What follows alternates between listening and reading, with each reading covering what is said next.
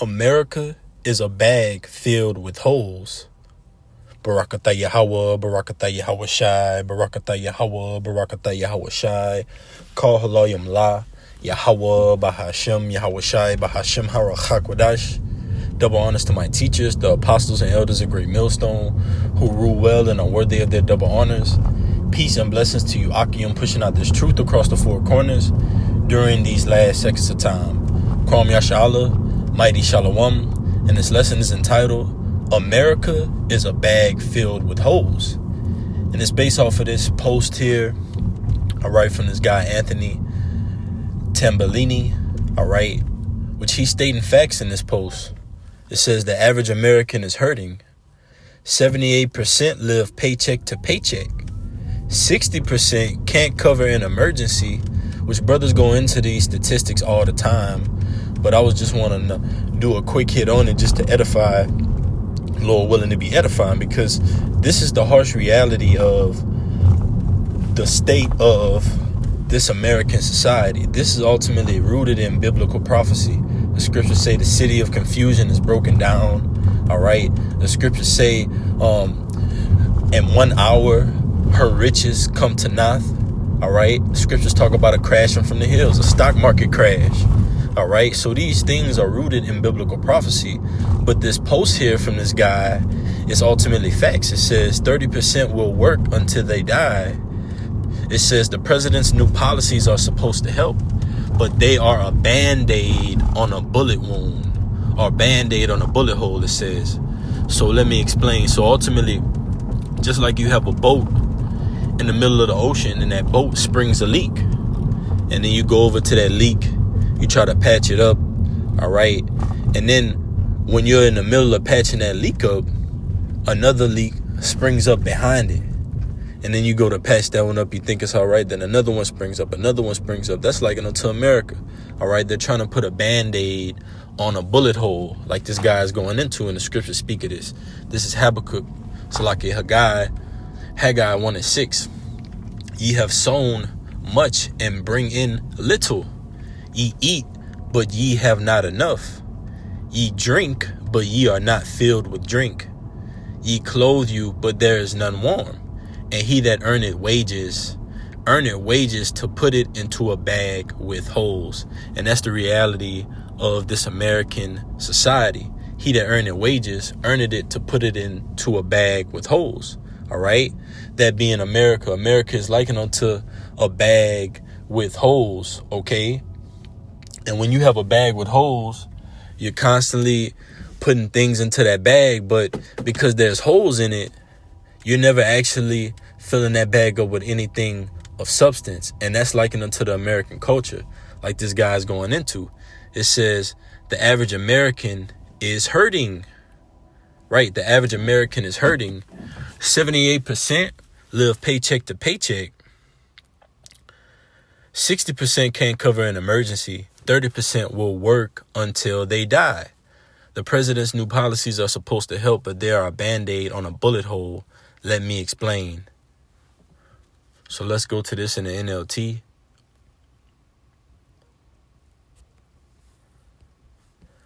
Haggai 1:6 in the NLT. You have planted much, but the harvest little. You eat, but are not satisfied. You drink, but are still thirsty. You put on clothes, but cannot keep warm. Your wages disappear as though you were putting them in pockets filled with holes. Right. So if you got a pocket and it has a hole in it, everything you put into that pocket, you're not going to actually be able to go back into that pocket and pull it back out like you just put it in there. And that's likened onto the society. All right. Whether you have a job, a 9 to 5. All right.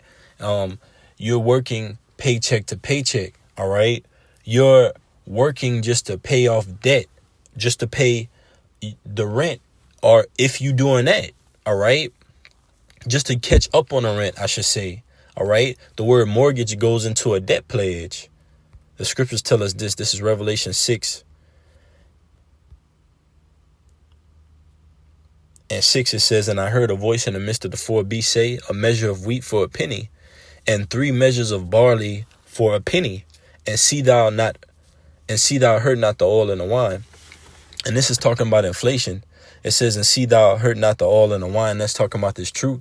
All right. The scriptures say that treasure dwelleth in the house of the wise, but a foolish man spendeth it up. Get that real quick.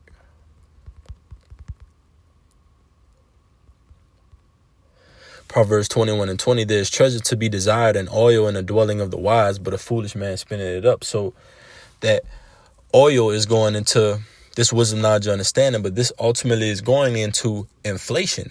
Let's read it in the NLT. And I heard a voice from among the four living beings say, a loaf of wheat bread or 3 loaves of barley will cost a day's pay. And don't waste the olive oil and wine. So it says a loaf of wheat bread or 3 loaves of barley will cost a day's pay. So just imagine going into a store and a loaf of bread will take you the whole entire day to work to pay that loaf of bread. That's going to drive this society mad. People are already mad and people are already on the edge because they're not making ends meet. All right, let's get that word penny. It goes into denarius. Denarian, Salakia. Strong's G 1220.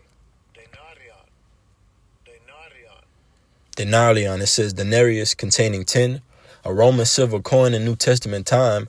It took its name from it being equal to 10 asses, a number after 217 BC, increased to 16. It was the principal silver coin of the Roman Empire. From the parable of the laborers in the vineyard, it was seen that a denarius was then the ordinary pay for a day's wage. The ordinary pay for a day's wage. So you would receive a denarius, which goes into 10 for a day's wage. So this is going into inflation, all right, hyperinflation. Just imagine something that costs $5 in the store. Let's say a loaf of bread, $5. In that day, you're going to go into the store, a loaf of bread might be $50. A case of water is $10. You're going to go into the store and a case of water might be $100. Okay? Just imagine what that's going to do to the mindsets and the comfortability that America is so